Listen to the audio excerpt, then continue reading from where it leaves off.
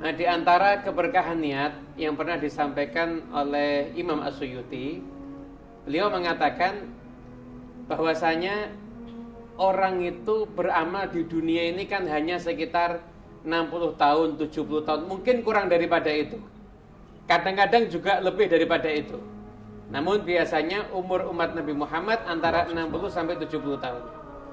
Akan tetapi balasan daripada amal itu adalah akan mendapatkan surga dari Allah Subhanahu wa taala, yang surga itu nanti khalidina fiha abada, kekal di dalamnya selama-lamanya.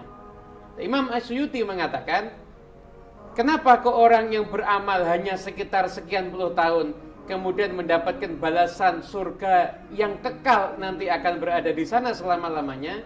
Dikarenakan adalah keberkahan niat. Nah, jadi karena dia itu niat selama saya masih hidup, ya saya akan tetap beriman. Bahkan kalau saya terus hidup sampai kapanpun juga tetap saya akan punya iman. Barokahnya niat inilah yang menyebabkan seseorang itu mendapatkan tempat di surga khalidina fiha abada. Nah, selain innamal a'malu binniyat, Nabi Muhammad SAW juga menerangkan banyak hadis yang lain juga berkaitan dengan niat. Kalau innamal a'malu binniyat sudah mafhum semuanya.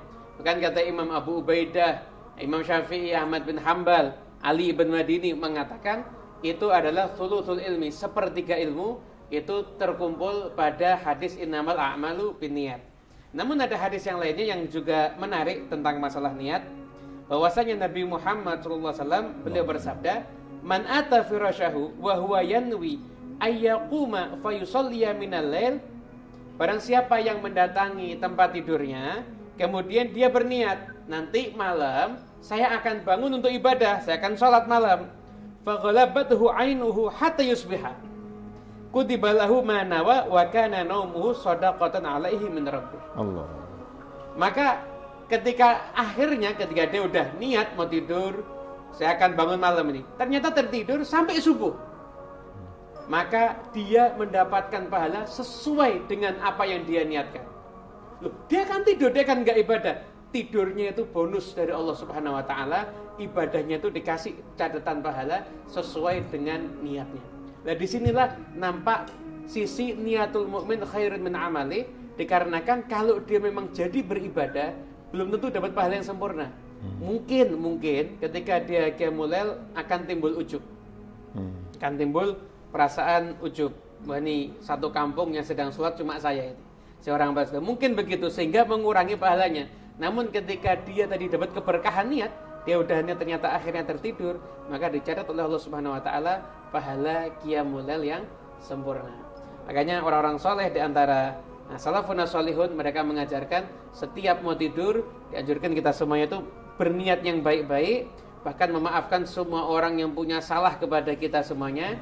Sebagaimana Habib Ali bin Muhammad Al-Habsyi dalam sebuah kalamnya yang pernah kami baca, ibunya itu didik, setiap mau tidur didikte sama ibunya, Allahumma samih, ayah anakku, maafkanlah semua orang yang menggunjing kamu, ampunilah semua orang yang berbuat salah kepadamu. Dididik setiap mau tidur, didikte sama ibunya langsung. Nah, orang-orang salafun sholih seperti itu. Mereka kalau mau tidur pasang niat yang banyak, memaafkan semua orang yang punya salah dengan dirinya, sehingga kalau tidurnya itu akhirnya bangun sebagai orang yang punya niat bawa amal. Kalau tidurnya ternyata bablas, maka meninggal dalam keadaan husnul khatimah.